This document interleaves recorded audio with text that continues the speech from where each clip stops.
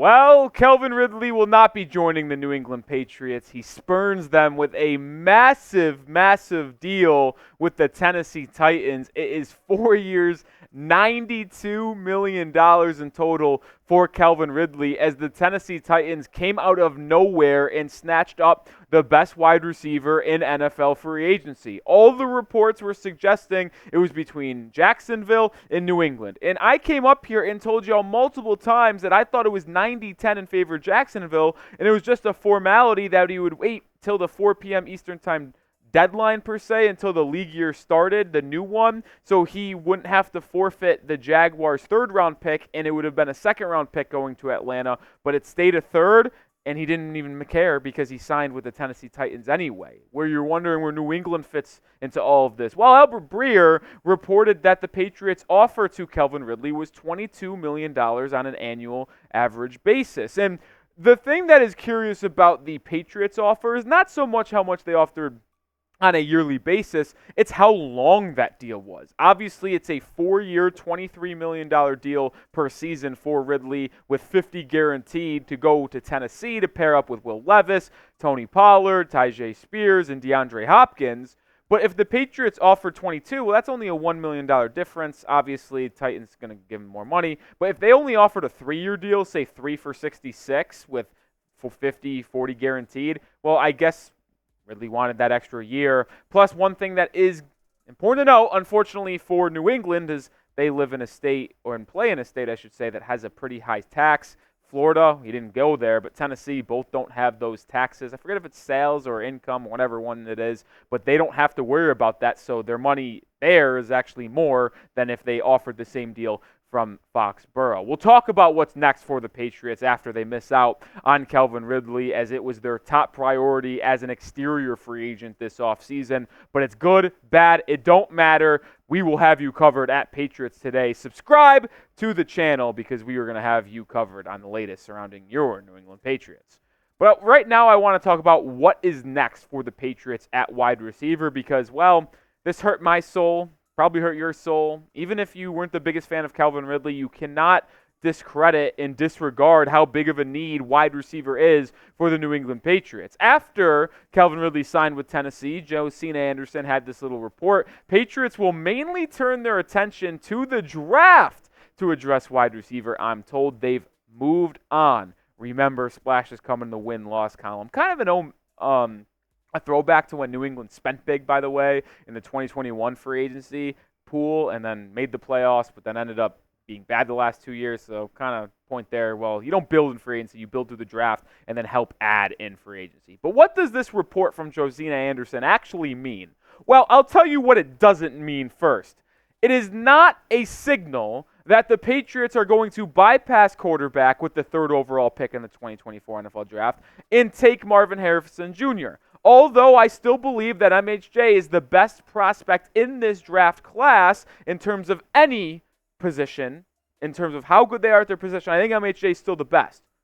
But I don't think this means New England's going to go there with number 3. I would still place a lot of cash on them going quarterback, whether it be Jaden Daniels or Drake May, with that 3rd overall pick and addressing wide receiver through the draft, as Josina reported, with pick number 34. But I also believe this would be a mistake, point number 2, if the Patriots don't explore other options in free agency or via trade to upgrade this wide receiver depth chart before late April in the draft. And I've got 4 options that we talked about earlier today on the video if the Patriots missed out on Calvin Ridley, which they evidently did. I think number 1, T. Higgins requested a trade. If the Cincinnati Bengals are willing to move on from him and grant him that trade request, the New England Patriots should no doubt send 34 to grab T. Higgins. He's 25 years old. He's had 2,000-yard seasons. He's as consistent as it gets. He can also beat you in the red zone, contested catch. He can also get over the middle and get open quite often. T. Higgins, I'd be willing to give him $26 million over the next 4 seasons if the Patriots did trade number 34 for him. Number 2, Mike Williams was officially released by the Los Angeles Chargers earlier today, making him a free agent, which ironically makes him now the best free agent in the free agency pool in terms of wide receivers. I have him above Marquise Brown. He is 30 years old in October, coming off an ACL injury, but he's also had a pair of 1,000-yard seasons. He is very, very good at what he does. He would be a good addition to this Patriots roster, and I think you might only have to give him a 2-for-30 deal with some incentives. I think that's pretty good value for New England and Elliott Wolf. 3 would be to trade for Brandon Ayuk. I don't think he gets traded, but if he is available via trade, he is a no doubt, in my opinion. And number 4 is signing Marquise Brown, which I would sign Mike Williams over Marquise Brown, but if the Patriots wanted to pivot in free agency, I think Marquise Brown could absolutely be a solid option because you have to add someone to this wide receiver room. This is flat out unacceptable, if we're going to be honest. And I kind of already gave myself the idea that Calvin Ridley was a New England Patriot. Obviously not the case. But Kendrick Bourne's your wide receiver 1. He's coming off of an ACL injury. So you really going to trust him to be wide receiver 1? He was on pace for about just over 800 yards this past season if he didn't get hurt. Juju, who has been reported that he could get cut, he could be traded, and it's unlikely that he's going to be on this Patriots roster in 2024, slots in at wide receiver 2. I like Demario Douglas as that third wide receiver / guy over the middle of the field in the slot. I loved that.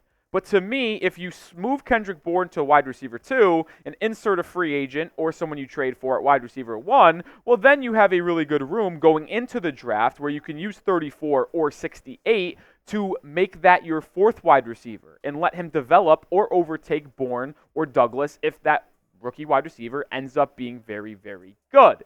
To me, though, it is a no doubt the Patriots need to add another wide receiver to this room before the NFL draft. And I'm talking about a starting caliber wide receiver, not no bougie-ass. Like, I like Tyler Boyd, but like perfectly example, like there would be no point in signing Tyler Boyd on this roster because he would maybe be on that same tier as Kendrick Bourne. What's the point of that? You need the guy that is better than Kendrick Bourne. And let me ask you this. Guessing game. Will the Patriots add another wide receiver before the draft in the form of Mike Williams, T. Higgins, Marquise Brown? Will they add a big-time wide receiver type Y for S, type N for no?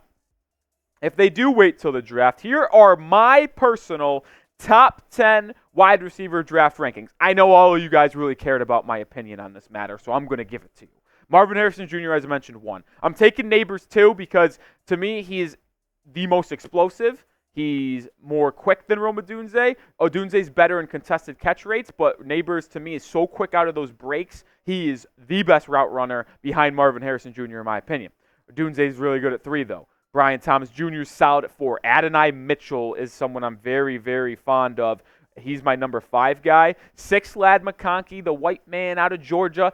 Xavier Worthy with number 7. Leggett, Franklin, and Wilson round out my top 10 list. If you're thinking about targets at 34, I think the range of wide receivers you look at are the guys on the right. The guys on the left are no doubt going in the first round. I probably think 7 wide receivers go in the first round. Maybe Worthy, maybe McConkey slip up there, but 34 could be any of those 5 guys on the right, in my opinion. But if we wanted to get nuts, my biggest pick and what I'd want the Patriots to do the most, take a quarterback at 3, move up into the mid-20s, late 20s, and grab Adonai Mitchell if he is still there. But to me, if you look at free agency now and go, what should Elliott Wolf do to this roster before the NFL draft? I think you have to target left tackle because you cannot go into April's draft with both left tackle being open and wide receiver being open. You needed to address one of them so you can pair the pick at 34 with a rookie quarterback with number 3 at 34 being a tackle or a wide receiver. The top offensive tackles available are Tyron Smith, Jonah Williams, and Mekhi Becton. Becton's probably the least enticing on this list. He played right tackle last year. He's not returning to New York. He will be signing elsewhere. I don't hate Becton, but I would just like to go Tyron Smith or Jonah Williams. And as we're filming this, the Cardinals actually released veteran offensive tackle DJ Humphries. He is going to be a free agent. He tore his ACL on New Year's Eve and is not expected to be ready for the start of the 2024 season.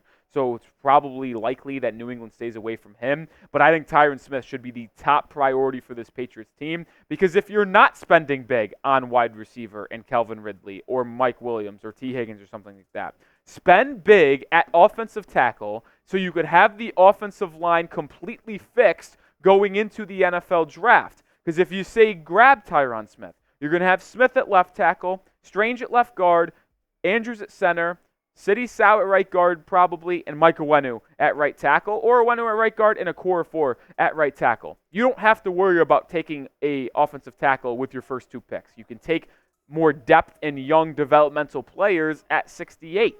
And you could go quarterback, wide receiver at 34. I know it's not good to pencil yourself in the positions when going through the draft process, but to me, that's how the dream start for New England would go: quarterback, wide receiver, tackle, because you address tackle in free agency after missing out on Calvin Ridley. But maybe you disagree with me, maybe you agree with me, but what I want to know is who the Patriots should sign in the rest of free agency. I think the number one target for New England the rest of the offseason, in free agency at least, should be Tyron Smith without a doubt.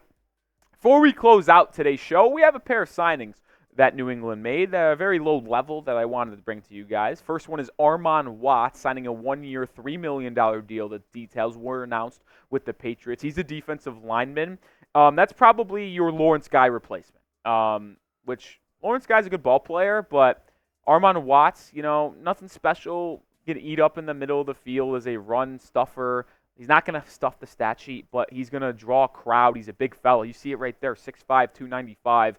Watts was pretty productive for the Pittsburgh Steelers last season, former Chicago Bear as well. And everything I've seen, honestly, on the reaction to the Patriots signing Armon Watts was pretty positive. They were, at least people are saying that, good value for him just to be a good run-stopping D tackle. Probably sit behind Barmore, probably be a rotation guy as well. Another signing that the Patriots made alongside the offensive line, but not an offensive tackle, Nic Rohloff, the guard who formerly played for the Tampa Bay Buccaneers, actually started double-digit games for Tampa in 2022.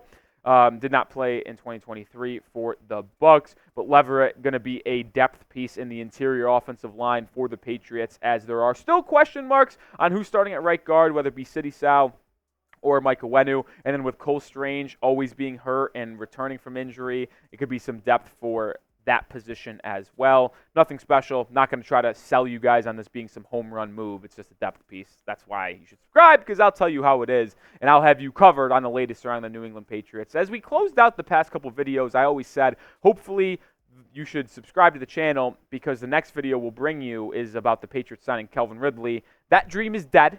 So we're now going to start to turn the page and get a motion started on this one.